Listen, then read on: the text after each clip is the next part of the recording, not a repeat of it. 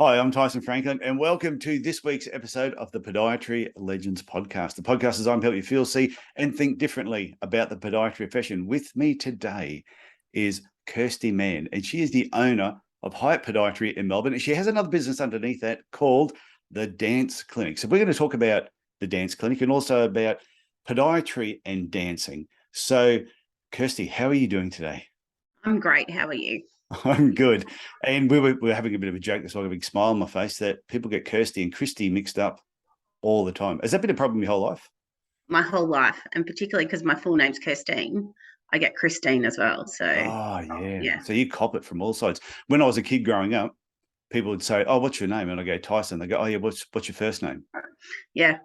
My Yeah. whole lot. And I used to say to my parents, "Why did you not just call me John?" Yep. Would have been John, so much Matthew, easier. Sue. Yep. But as I've gotten older, the name Tyson's gotten a little bit more, I wouldn't say it's popular, but more known. So people Definitely. don't ask me that anymore. So what I like to ask people before we get into the dance clinic and podiatry and dancing, which I think is a fantastic topic, and we haven't spoken about it on this podcast before, what got you into podiatry? I'm always interested. Well, it's a long time ago now. It would have been about 1990, and my careers teacher at school just suggested possibly going into podiatry. I did have a bit of a want to be a dentist, Okay. and some work experience with my dad's friend, who also said to me, "Don't become a dentist, be a podiatrist."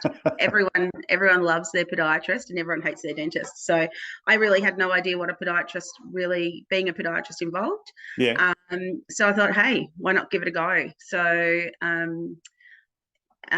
enrolled, got in, and thought, oh, well, if I don't like it, I could always move on. But I've enjoyed it, and I've enjoyed it ever since. So It is one of those yeah. things, though, isn't it? When I'm always interested to how people fell into podiatry. And so did you look at, so was it mainly because the negative talk around dentistry that made you decide, yeah, you're right, people don't like dentists? I think I talked too much to be a dentist, and I think that I probably would have suffered with not having anyone talk back to me. So it would have been a lonely old time talking all day with your patient not talking back. Yeah, my brother's a dentist and he talks a lot. Yeah, yeah. So, but I must admit, though, with I tend to talk a lot as well, as people probably already know. So podiatry suited me perfectly. I could talk about any subject with Yeah, little or no information. and still sound like you know what you're talking about. Because you have enough if you talk to enough patients who have done some really interesting things, you learn a lot from them. Mm-hmm. So when the next person comes in and says, "Oh yeah, I do skydiving," whether you've done it or not, Yeah. you probably have a patient who's done it before and you can talk about it. I have done it once and I won't do it again. Yeah, no, not doing that one. No. So you started podiatry. Mm-hmm. Obviously, you enjoyed podiatry. I take it you must have been doing dancing at the same time then?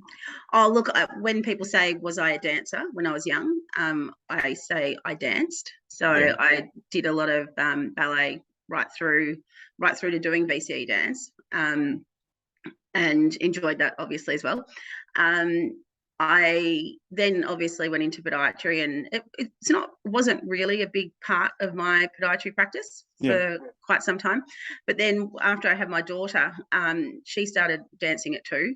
So I sort of got back into the ballet side of things, and I started teaching ballet again. So through teaching ballet and my podiatry, I thought, oh, look, there's a big need for, injuries, pre-pointe assessment, all these aspects of dance and podiatry could come together. So I then was lucky to have Sophie Young, who came on board at Highett Podiatry, and she is probably a much more avid dancer than I am.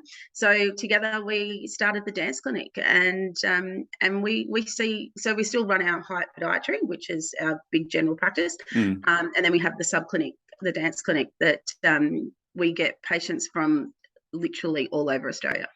Okay, well, before we get into the dance clinic a bit more, I take it when you graduated, your first job wasn't at a dance clinic. No, definitely not. No, definitely. So how did it start? When you graduated, what was your first job like? My first job was interesting. I was probably one of the only maybe 3 people at the registration day that didn't have a job at the time, because I wanted to do a little bit of travel. So I went and did a little bit of a quick trip, came back, put myself on a locum list in those days, got myself around a little bit, But my first real job that where I worked in a private practice was under Philip Spark, who was a great guy, and he was great to model a private practice. Literally within a couple of months, I started my own private practice. So first year out, started my own little business, and within 12 months that grew to full time, and within another 12 months 2 podiatrists, and 25 years later we have 10 podiatrists. So oh wow, okay. Yeah. I had no idea how big. I knew your clinic was large because I could tell from the website, but I didn't realize you had 10 podiatrists there. So only recently this year opened a second location. So yeah. Okay, so no regrets. So because the reason we're talking about this is there's been a lot of talk in the profession with a lot of new graduates dissatisfied with the profession. And I posted something recently and I said that I think a lot of employers aren't qualified to be employers. And I did read that you wrote that. Yeah. Yeah. And I just thought, because some people they've worked somewhere else, if they had a bad experience when they first graduated but stayed in the profession, they sort of think, okay, when I employ someone, hang on, you've got to do your time. You've got to go through the hard yards. I've got to treat you like shit because that's how I was treated. Yeah, and I think that sort of apprenticeship mentality, is sort of out there. And as I talked about, my great first experience with the job, I did have a bad experience as one of my locums when I very first graduated, and this particular person went off and did some study overseas, and I basically ran their practice for them here on my own as a baby new grad. And when they returned, things were a bit sour. Yeah. But to cut a long story short, she said to me, I will make sure you never work in this profession again. And I remember thinking I was so devastated, because I was like, for one, it was unfair, and for two, that's probably the worst thing you could say to a first year grad out. Yeah. But luckily I had such other positive roles that I'd been in to know that particular situation was rubbish. And yeah, so I can imagine if you weren't out there exposed to some good, and you came across something of that, then it could potentially ruin your future. Yeah, and I would never say that to any of my new grads. No, but I also think your background as a dancer, because I tell you right now, ballet dancers, they think football players are tough. Ballet dancers are tough. Definitely, yeah. So I think that mentally put you in a certain mindset that you could cop this from an employer. So you know what, I'm not going to take that. I'm going to just keep moving on with my career. Exactly right. Yeah. Whereas unfortunately, some people coming through, they've been covered in cotton wool most of their life. They come out their first job, and if it's not a good experience, I get the frustration with some people. It's a shame.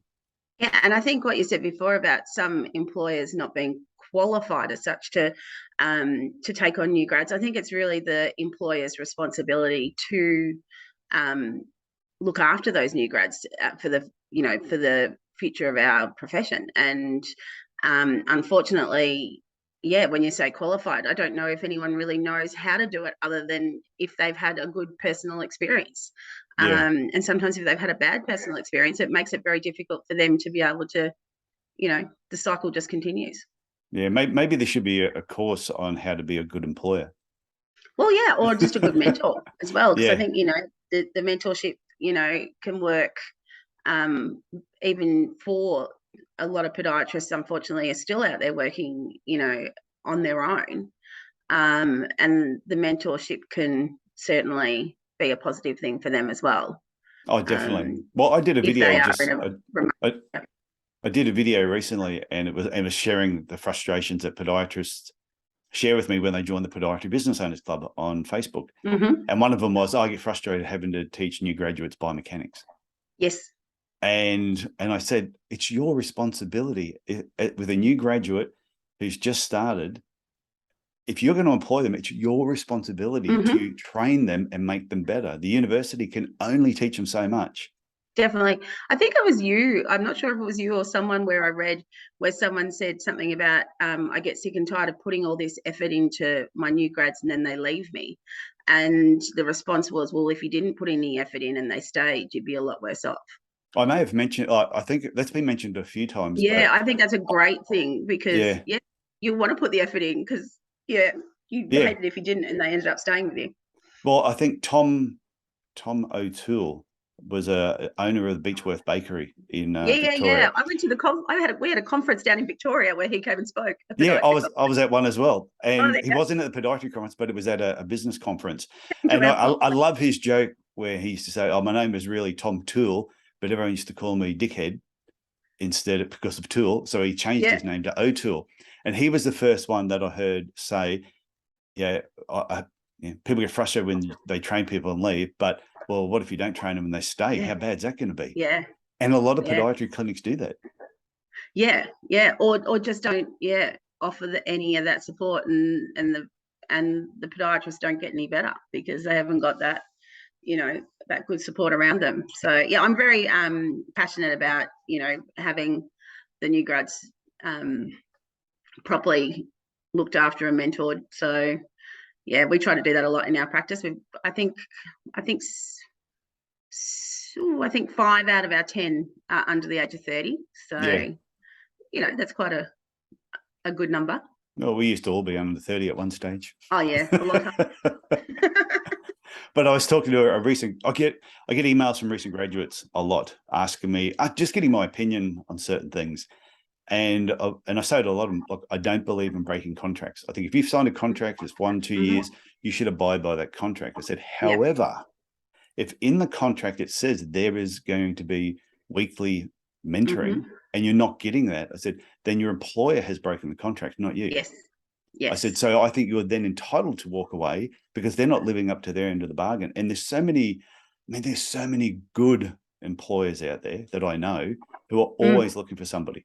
So I think if you're not really happy, if you're not happy where you are, and you know that they're not living up to their end of the bargain, talk to them first, try and fix it. If you can't fix it, then I think walk away. And there was someone recently who told me that, I can't leave because in my contract it says I can't work for like a 30-kilometer radius. And I went, 30 kilometers, woo. I went, whoa, that's a lot. I said, you can't enforce that. So don't worry about that part. I said, that's not reasonable. So, well, it's not, it's actually, not even allowed. I mean, you've got a freedom of trade. You can't restrict your freedom of trade. So, I was told once by a lawyer that if you've got a, like, say, clinic, say I'm in Cairns, you might say you can't work within, say, a kilometre. Yeah. And they go, that's a reasonable, because, it's a 10-kilometre radius. That's a reasonable amount of distance. But if I said, no, you can't work for 10, well, that takes them right out of Cairns. How are they supposed to make a living? Look, my theory on that is also if you've treated your employees well and you've formed a good working relationship with them anyway, when they want to go off and spread their wings, they won't go and open up next door. No, because they and keep a good relationship and support them when they do go out and open up. I mean, we have a 5-kilometre, but I've never had any problems with anyone. But you're also in Melbourne. Yeah. Melbourne's a big place. I mean, 5 kilometres is still pretty close to us, but we don't have to worry about it. I've got 2 people currently that work for me one works 5.2k and one works part-time 5.6k, but hey, it's okay. And I think your team, the team that you build around you should become friends. Definitely. Over a period of time, you should feel quite comfortable having them at your place for a barbecue, turning up at their place when they got something on. And most of the people I worked with, that was a relationship that we actually had. And it was always it was sad to see them go when they did leave. Yeah, well, we're known as the workplace that takes our staff on a cruise. So we went on a cruise. Oh, tell me more. Where'd you go?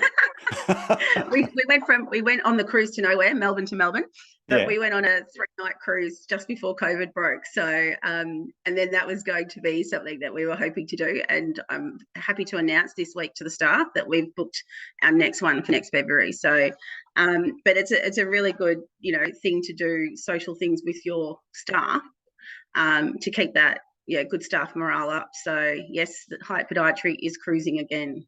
Oh, I bet there's a lot of people that'll be listening to this. And what I like about that, because I know even like, say, Brisbane, most capital cities, they do those 3-night cruises. Yeah. They do a big loop and they just basically come back, and they're not expensive. They're not overly expensive. Yeah. They're really good. Great team bonding. Be great for a conference as well. Oh, I think that could be something that we could certainly put on the cards. A marketing conference on a cruise ship for 3 nights. Sounds good. That I'll be in sounds for like that fun. one. Yeah, I'd be in for that one too, I think. Yeah. So Yeah. you had a pretty good experience when you first graduated, Yep. and you were exposed to a bit of negativity, but you overcame that because you're a tough ballet dancer. Yeah. And then you built your clinic up. Did the dance? How far into your career did you have children? Okay, so I was 31 when I had my daughter Imogen. I actually have an interesting story when it comes to my daughter. I was one of those women that did not find a man in my 20s, so I decided to have my.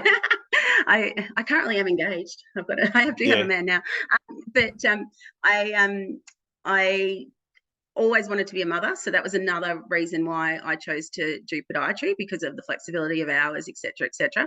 So when I was 30, I went down the path of a donor sperm, and which at the time, interestingly enough, was illegal in Victoria. So thank you to New South Wales, I crossed the border and got my donation.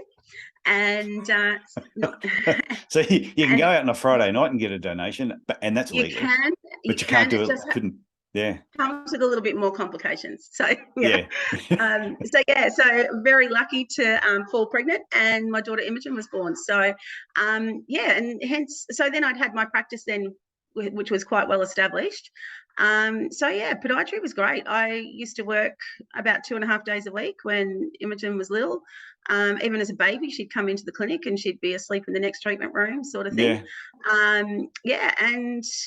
It was really good. I never stopped working. I took 4 weeks off when she was supposed to be born. She actually came 6.5 weeks early, so that threw my schedule out. Just a little. So, and I've been really lucky. Podiatry's afforded me a really good lifestyle to be able to parent and travel and enjoy my work. So I'm a real, I'm one of the positive ones out there. Podiatry can be an amazing career to afford you a really good lifestyle and a flexible lifestyle. Yeah, and it doesn't matter if you're male or female. I think it is. Definitely. I think lifestyle-wise, it is a great. When my brother was giving me suggestions, because he was a dentist, and he was the one that said to me, just do something in the health field. Yeah. So when we narrowed it down, when I looked at podiatry, one of the things that really appealed to me is I could go anywhere in the country. Yeah. And I would find work. And that was going back 33 years ago. There was a lot of work then, and now there's still a lot of work. So it's one of those jobs that you can really take with you. Well, I'm planning actually next year on taking some well-deserved long service leave, and my fiance and I are going to be traveling around Australia in our camper trailer. So I am going to be putting out there that I'm happy to do a week here and there when I'm in some remote locations. So give someone a break. So I might get a few responses from this podcast, but I'm hoping I might be able to get around the country and say hi to a few of my colleagues out in the back parts of the country, and hopefully maybe give them a deserved break. So what's your contact details if anyone to reach out to you? I may as well get it now. Yes, just contact me at Highett Podiatry, HIGHETT Podiatry, and shoot me something, and I can put you on the schedule. Okay, and I'll put the details in the show notes anyway. What you were saying about your daughter, I recommend a lot of people when we're coaching and stuff like that, and they have children, I always say to them, using your child is a fantastic marketing tool for your business. Oh, huge marketing tool. My daughter, she used to come to work all the time. We had her in team photos. My daughter would be there. It was just, she was so involved in our clinic and in our newsletters, and patients wanted to know what was happening with our daughter. And amazing. We in all our treatment rooms, we have a magnetic board, and everyone puts their personal photos up there and whatever. And like a lot of my patients I've had for over 20 years. So my daughter's 16 now. So they will always come in, and what do you know? But also the other thing is that when you talk about marketing, even in the community, I mean, as we talked about with Imogen and her dancing, and then me going back into dancing, my contacts through her dancing is massive. But, the local netball club, the school, all these things are amazing contacts to bring people in through your door as well. So using all your contacts there, it just expands it massively. Yeah, well, Patrick McEnany, who's been on the podcast a number of times, he said the same thing, that he reckons his number one marketing tool was going to his children's sporting events. Mm-hmm. And instead of sitting there on his phone, checking emails and doing everything else, he would talk to parents. Yeah. And they'd say, so Patrick, what do you do? And he'd say, Mm. oh, I'm a podiatrist. And they would get talking. And he said he knew that they may not needed him right there and then, but he knew in a couple of years' time, if they did, he would be the person they would call. Or if they had a friend, he would be the person Next they door would neighbour, recommend. everyone. Yeah. That's another marketing thing that we do in our practice is we do kinder screenings. And the reason, you know, and complimentary kinder screening in the community is because every kinder child has a family. So they may not need you, but their auntie or their grandma or their next door neighbour or the man behind the counter at the butcher, you know, it's an amazing way to expand your, you know, your reach out there in the community is go through children, because every child has a family. Yeah, and if you don't have children yourself, use your nieces and nephews or friends' children. Just involve them in what you're doing. It's all about child exploitation, Tyson. Just keep exploiting the children. In a positive way. But I remember my daughter, we would do, we'd have a stand or something at the Cairns show. And my daughter would be standing there all day with us, handing things out, talking to people, and just the interaction. And she's also a dancer. So, which has also been really helpful. Like she just turned 18. She dances for the Cairns Taipans as a cheerleader. Oh, my daughter's a cheerleader too. Crazy. Just loves it. And next year she hopes to, she's going to go to Townsville to study, and she wants to try out for the Cowboys. Oh, so awesome. Yeah. But the thing is, it's like you said, it's connecting with the community. And if you have children, it's a great way of actually doing it. Well, tell your daughter, my daughter's, the reason I can travel next year is I'm shipping my daughter off to Canada to do cheerleading. So where's she doing cheerleading at? At the Cheer Sports Sharks, which is the Canadian team. Your daughter would have watched it. It's on Netflix. Oh, so she's going over to the Netflix club. Yeah. So I'm pretty sure she has, because I see different cheerleading things on. Yeah, she would have. They love it. So I'm getting rid of. I'm having absence from my daughter for 6 months. I just noticed my light went out here. Thought I had a mini stroke then, but no, it's just the light went out. So all of a sudden now I'm dark on the video. That's okay. I can still see you. Yeah. So you built your clinic up. You had a child, exploited her with your marketing, which is fantastic. Yep. And the clinic you just built through. So then you said she got into dancing at 2. Yeah. And then that reignited your interest back in dancing, did it? Yeah. So she went to dance under my old ballet teacher. So through that and through the dance school that we joined, I got back into doing some ballet teaching again. And then thought, well, you know, I know there was a podiatrist down in here in Melbourne that was doing pre-pointe assessments, who I was like, oh, that's interesting that they're doing pre-pointe assessments, because he was my sports podiatry lecturer at uni who was a runner. So that was interesting. So I thought, well, there's an opening here. So I started doing the pre-pointe assessments at our local ballet school that Imogen was at. And from there, as I said, then it was always sort of sitting there in the background, but as everyone knows and appreciates, you know, busy everyday sort of podiatry just keeps going and going and going.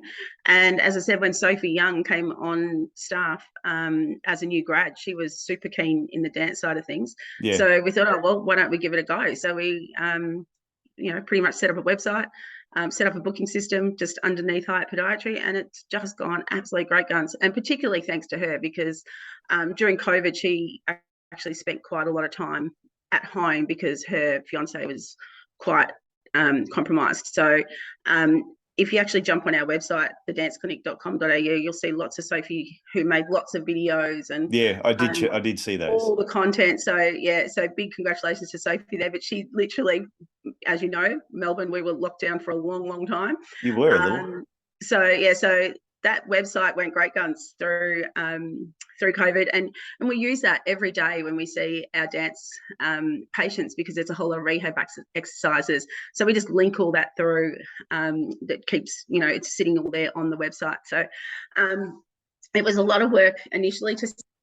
Once it's all set up now, it's such an easy tool to use. And as I said earlier, we get patients and recommendations from all over the country. So we do, you know, some Zoom appointments for some of our patients that travel a long way. I find that we tend to be a little bit, a lot of dancers will go through physio initially. And as podiatrists, we all know the foot's a pretty complex thing. So yeah, we find they end up on our doorstep more and more initially now, but in the beginning when we were doing it, we were sort of let's just try this. We've tried everything else, we're not getting anywhere. So, and 70% of dance injuries occur in the lower leg and foot. So much goes on down there. And a lot of other, as we know as podiatrists, a lot of other practitioners don't like feet. So what you don't like, you don't tend to be good at. So there's a real need for it. Yeah, my niece is a ballet dancer. I know she was dancing over in Belgium and a couple of other places for a while there. And I remember looking at her feet and she said, "What do you think of this?" And I just went, "My God, how do you walk on those things?" They were just hideous looking, but it's just the amount of work they put, the amount of work they do and the pressure that puts on their feet. It's just incredible. Yeah. And just through anyone dancing on point, the force going through your whole lower limb and then eventually down through your nice little toes.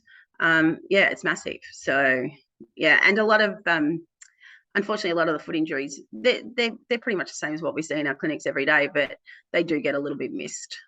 I think what I like what you've done though is you've taken something that you have an interest in and you've created like a sub business underneath your main business, but at the same time you have a podiatrist that you've matched up with her interest as well. So she would obviously love coming to work and love doing that side, shooting the videos. Definitely. You probably don't even have to ask her, can you shoot some videos? It's just something she wants to do. She loves doing it. Exactly right. Loves it. And her and I both also, I don't know if you've seen, but her and I present a seminar quite frequently. We've done online and also in person, where we do talk to fellow practitioners, podiatrists, osteos, physios, anyone who's got an interest in dance, instructing on how we do our pre-point assessments and our common dance injuries, etc. And when we talk about dance, we incorporate gymnastics, cheerleading, even things like aesthetic roller skating, any aesthetic sports tend to, Irish dancing, Highland dancing, pull them all into that same category, because it is a very large category of aesthetic sports or aesthetic arts that do have their own set of issues with their foot and lower limbs. So so we do a pre-point assessment component, and we also do a common dance injuries component that we present 4 times a year, probably over the last 4 years. And I think when I looked on your website, you've got something coming up on the 16th of October. We got that's our last one for the year online. So I said there might be one in November, but to be confirmed. Okay, that will be Sophie who's going to tell you whether that's happening or not. I know we've definitely got the October one. So I know I've got that October one in the diary. I think we're supposed to be going to Adelaide. Look, we're supposed to go to Adelaide. We went to Sydney. We jumped in we got a quick one into Sydney, just as Sydney went into lockdown, or nearly a year and a bit ago. And we were always going to Adelaide, and we were coming up to you guys as well. We're supposed to do Brisbane and Cairns in the same one, but COVID just threw it all into whack. So then we kind of got pretty good at doing the online stuff. So we've done quite a few online, but there's nothing better than doing it in person, where we've got everyone in the room and we actually get them to do the pre-point assessments and the exercises and stuff. So hopefully in the next 12 months or so, when things settle down, we'll bring it to all corners of Australia again. So no, I think there'd be a lot of people that would. I think there'd be a lot of podiatrists, because I've spoken to a few recently, and that's why I wanted to track you down and get you on here. Was because it's come up in conversations recently just about dancers, and I said, there's someone down in Melbourne that I know has a clinic that looks after dancers. I said, I'm going to track them down and get them on the podcast. And they said, well, that's great. When this comes out, they said, I'll definitely be listening to it. So if people want to know about the online courses at the moment, what's the website to go to for that? You can just go to the www.thedanceclinic.com.au, and we've got a Facebook page that's pretty active as well, and that will have the booking link that you can go to. But I just wanted to add in, when we do these seminars or webinars, whichever way we're doing it, is we're really trying to share that knowledge, because every podiatrist out there will get dancers come through their door, and it's really not that indifferent to what we see in other parts of the community, but it's just the way you do manage it, and the way you do diagnose some of these things differently in a 28-year-old professional dancer than your 68-year-old next door neighbor. But they're really a lot of the same, and I think it just gives people that confidence to know that they can manage those things. It is pretty much along the same lines, but we just do the rehab and the getting back into the dance, and how much time off, because dancers don't like to have time off at all, is probably the biggest factor. Understanding his mind. Yeah, I must admit, the whole time my daughter has danced, like she's 18 now, through her cheerleading, jazz, just everything that she's done, I think she's only ever, well, she's had a number of injuries, but she has never not danced because of an injury, except when she had this massive big black eye when someone spun around and did some flip, and she got kicked in the face, and this thing came up. She looked like a UFC fighter. It was just massive, and they just said probably not a good idea to have a few. She had a few days off just because of headaches. Yeah, but she is tough. She is really tough. And that is exactly right. And when we do in our assessments, the questions we ask is, do you, have you got any current injuries? You'll always get, oh, no. And then you'll be like, have you ever had an injury that's kept you off dancing or out of the studio for at least one day? And you would find 95% of them that come through go, no, because they'll work through any injury that comes their way. So because they enjoy it as well. I think that's the part of it. Is they really enjoy what they do. So we look at it like it's a really tough sport. Yeah. But they're looking at this is like, and I know for my daughter, it's like a social part of her life as well. She dances. Well, not this year. She's sort of cut it back to only a couple of times a week. She's finishing grade 12. But prior to that, it was 4 or 5 nights a week. Always dancing. And then also does it at school. Yep. Same down this way as well. And the driving is a killer for the parents, but we're lucky. The dance studio's 8 minutes away. Oh, my daughter's just joined a new tutor, and it's on the other side of Melbourne, so it's an hour each way. And now she has a license; she drives herself, so it's even better. I've still got a while for that one, but we'll get there. But it is. So, what percentage of dancing? Like the dance clinic. What percentage of that is that of your business with the Highett Podiatry? Look, I mean, as you know, we've got a very large clinic at Highett Podiatry.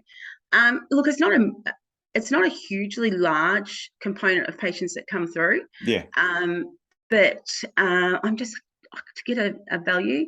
It'll go through phases as well. So when we do the local dance schools pre-pointe assessments, we'll have just keep piling through so they can get their point shoes, and then it'll go quiet for a while, and then it'll go, like, for example, I was in the clinic yesterday, and of my day, 3 were dancers, so say 3 out of 15, 20. So but it's consistent. It's consistent, so consistently through the door. But as we were talking before we went on air, is the importance of having a part of your day that you really enjoy. So that's a big factor in our practice at Highett Podiatry as well. Trying to, Sophie and I do most of the dancing. We've got other practitioners. Like I'm not a big fan of diabetes assessments, for example. So we've got someone who loves their diabetes, and so as being a big general practice, we see all aspects of podiatry, but we try and point them into the areas that the people have their special interest in, and it's actually quite easy to do with online booking systems, because they have to actually click the dance clinic to get to and it only goes to me and Sophie. So it's not hard to do in your practice if you do have a specialty, or I don't think we're allowed to use that word, are we? A special interest. Special interest, yeah, something like that. Yeah. Just to be politically correct, a special interest in something, then you can direct, your patients into that. So my other 8 podiatrists on staff aren't going to get thrown in the deep end with a pre-point assessment. So yeah, you don't want me doing a pre-point assessment. No. No. So it's Joseph Frankel, who was on the podcast, and he loves wounds. I remember, I'm pretty sure I asked him the same question: what percentage of that was his clinic at the time when he's on the podcast? It may have grown, and I think at the time he said it was only 10%. Yeah, but it was something he really loved. But because he was really passionate in that particular area, I've noticed over the last 12 months his name popping up, speaking at different events. He's so good at what he does. Yeah. And that's why I think it's really important for people to find what you enjoy doing, and even if you've got a general practice, amalgamate what you love doing into the practice. Exactly right. I'm very proud to say he was a student of mine too, Joseph. So, well, you were a lecturer at one stage? No, when he was, I had it through the practice. He did his private practice placement at Highett Podiatry. So, yeah, we're very proud of Joseph. Yeah, but I think it's going back to what we were talking about earlier on with new graduates coming out. I think even if you have the crappiest job, you might be working somewhere, you go, yeah, I'm not liking this. I've got a joke for you, actually. I can cut this out of the podcast if you think this is really bad. It's what's 100 meters long and smells like urine? God, I wouldn't have a clue. Line dancing at a nursing home. Oh, you might want to cut that one out. Cut that one out. Okay, it'll stay in the video. Didn't like that one. I knew it just took me back to it just triggered me. No, that was a bit of a sarcasm. I know. It triggered me from my new grad days, and we've all done them, of leaning over the beds in the morning, cutting the I'm going to leave it in. When I was in a nursing home. Yes, we've all done that. Yeah, I'm going to leave that joke in there. It's just a joke. If it offends anybody, they probably shouldn't be listening to this podcast. I would have offended them ages ago. So, but I think even if you've got a job that you're not really enjoying, there's still going to be parts of podiatry or something that really interests you. And even if the clinic you're at doesn't do that, there's nothing stopping you reading, learning more, going to conferences, hanging around, finding a network of people who really like that area, that part of podiatry as well. Get better at that. And then when you do leave there, either find a job that's more focused in that area or set up your own practice. Or ask the person who you are working for if they're happy to try and, drive that type of work through the clinic. Yeah. As I said, I knew it. No, that was going to come out wrong. I knew it all. No, I didn't know it all. I had all the knowledge of dance podiatry, but it was all just sitting there in the background because I didn't have, the time or the energy to put into it. So then with Sophie came in, who was really keen and wanted to get it going, it drove a really positive aspect through the clinic. So particularly if you are a new grad and you've got that time and that enthusiasm and that will to get going, speak to your boss and see if you can, start a little sub clinic underneath and see how it goes. Yeah, but I remember having someone come and work with me, and they were right into peds. They love working with children. I went, I don't mind treating children. I said, but it's not my favorite patient coming through.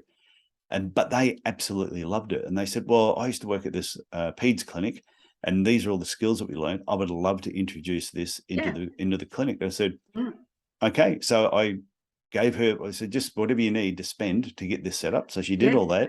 But then some of the other podiatrists that were working, they said, I find that really interesting. I'd like to know more. And then they sort of got on board. So then I know when she left, that skill was still there. Yeah, definitely. 100% agree. And, can't stress it enough. Find an aspect that you do like, you get good at it, you like it, you're good at it, you enjoy it, and, all the rest falls into place. So where do you see your clinic heading in the next 5 or 10 years? Are there more cruises? But well, look, as I said, we've only just opened our second location earlier this year. I think we've probably got one more location in us. Yeah. And then I might try and retire. Or what after made you that. decide to do the second clinic? What Once went off in again, your head that made you go, oh, I want to have another clinic? this is a whole another podcast. One of my staff came to me and said that, well, first of all, as we all private practitioners out there know, that there's been quite active people out there trying to buy practices. Yep. And I got a couple of quite good offers that, but I'm 48, not quite old enough to sell up and run. So one of my staff members came to me and said, would you be interested in selling me part of the business? And I went, oh, that'd be interesting. Haven't really thought of that. Yeah. And with the business being quite big, selling off a percentage of the practice was probably a fairly good idea in my exit plan.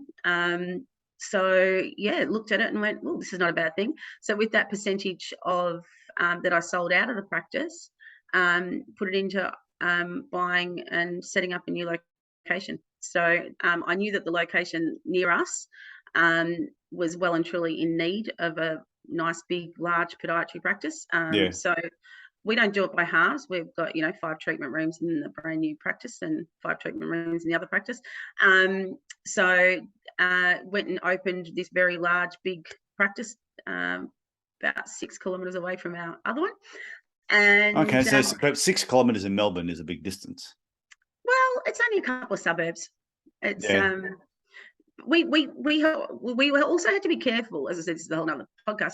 We also had to be careful that we weren't taking away from what our original practice was. So people would travel to us. Were we going to say, oh, well, that's a bit closer to go there? And was that going to defeat the purpose of opening a new practice? So it had to be far enough away without being too far away. Yeah, makes sense. So it's gone really, really well. But yes, no, it wasn't because I was getting old and thought I needed more work. It was that someone bought into the practice. So using that money to then expand that, we've done. And also now, because I have another co-director that can pass some of that responsibility on. And so with the expansion, they're now partners in both clinics?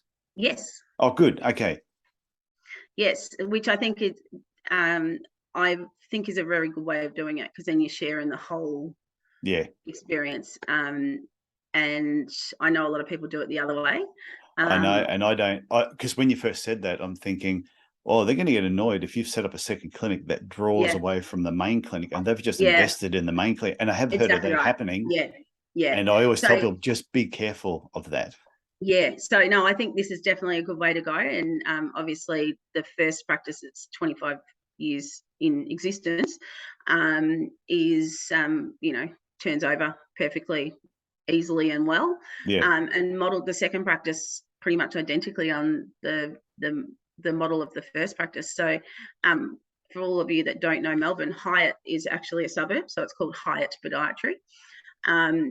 And we've opened up in Mentone. So we have Highett Podiatry in Mentone, which confuses some people because they're, why have we got Highett Podiatry in Mentone? And I say, well, Bendigo Bank is not only in Bendigo. So that's my comeback. That's your comeback line. Yeah.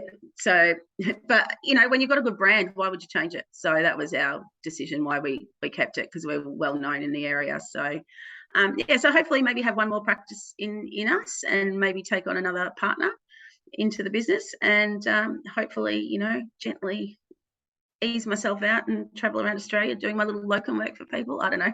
So the partner you took on, how many years were they with you before you 6 agreed? years. Okay. 6 years. So I have a little bit of thing in my I'm sharing a lot more knowledge, a lot more details than probably even my staff know. I think they should be over 30 and at least been with you for over 5 years. Yeah, no, I agree. I'd had a few people sort of talk to me about partnerships, but I never really went down that path. But there's a few of them who then went and had other clinics, and I wish we'd had that conversation, a bit more of a meaningful conversation around that. And if I had more than likely, I may not have sold the clinic. I may have still had it. Well, yeah, and I think I've had lots of podiatrists come through Highett Podiatry over the years, and a lot have opened up their practices not far from us. Some have been further than us, but remained really good relationships with all the podiatrists that have come through. But I think the model of podiatry's changed quite a bit. Like 25 years ago when I started up a practice, it was just a small practice and you just grew it. You've either got your small, very small practices now, or your very big multi-practitioner practice. It just seems there's not much in the middle. And I think if that larger practice model with 10 pods on staff, buying into that is a much better way of holding on to your good staff than I don't know. When it was, when there was 3 or 4 of us, it was fine. People just went off and spread their wings. But I think now, being bigger, you want to hold on to them. So I think you've got to give them an opportunity to buy in.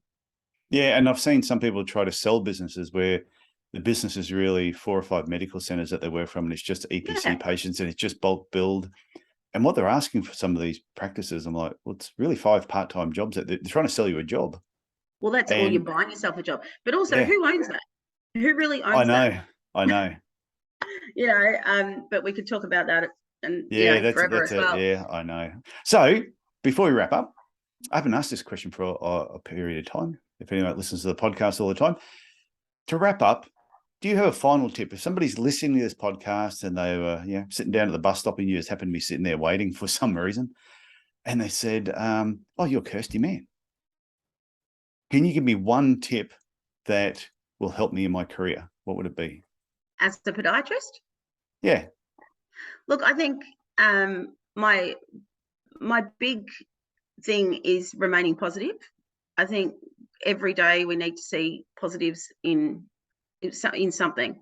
And the only way that we can move forward positively in life is to keep a positive outlook. So, and really connect with your peers, and they, they don't have to be people in your workplace. They can be other podiatrists in your community, but really, really form good relationships with your peers. I think there's a great way to wrap up. So, Kirsti, I want to thank you for coming on the Podiatry Legends podcast. It's all official now. Thanks for having me. and thanks for sharing part of your story, and also giving us a little bit of insight in the dance clinic. And also just remind people that if you happen to be listening to this and it's before the 16th of October, 2022, you can go online, and I'll have the details in the show notes where you can click on that. But like you said, you're doing these workshops all the time. So if they've missed that one, there'll be one in 2023, 2024, all the way through. Yeah. Definitely. Way into the future.